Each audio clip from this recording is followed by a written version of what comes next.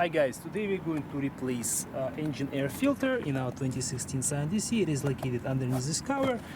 We'll use the Bosch air filter. The number is 5520WS. This is a high quality filter. It, I believe, filtrates up to 98% of harmful particles. I'll show you guys how it looks. It's made of synthetic media, which is great. Again, this allows us to have this efficiency. What else we have here? Made in Bulgaria, and the numbers again. To remove this cover, we have to unlock these two things, and pretty much at this point we can lift it up, raise it.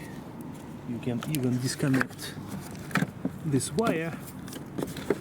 It will give you a little bit more room, and then you can lift the filter and just pull it out. This one is original Toyota. This is a part number Denso, and this is how it looks after about 40,000 kilometers.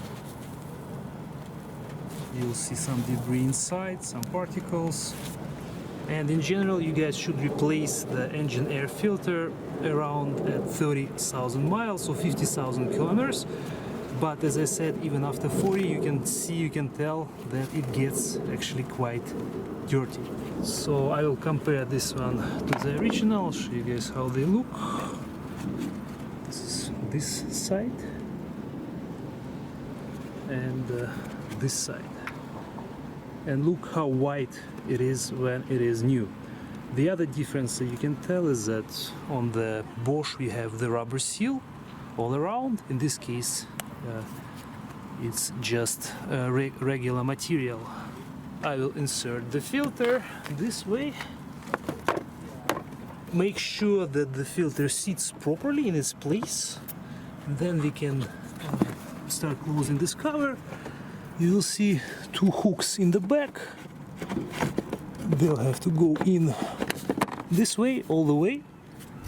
And then close the cover and lock it like this. Don't forget about this wire. Push it in, and that's it. The replacement is complete.